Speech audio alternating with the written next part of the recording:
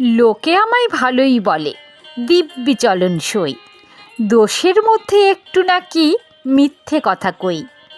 ঘাটশিলাতে যাবার পথে ট্রেন ছুটেছে যখন, মায়ের কাছে বাবার কাছে করছি বকম বকম। হঠাৎ দেখি মাঠের মধ্যে চলন্ত সব গাছে এক এক রকম ভঙ্গি ফোটে, এক এক রকম নাচে। ওমা দেখো নৃত্যনাট্য! যেই বলেছি আমি, মা বকে দেয়, বড্ড তোমার বেড়েছে ফাজলামি। চিড়িয়াখানার নাম জানো তো?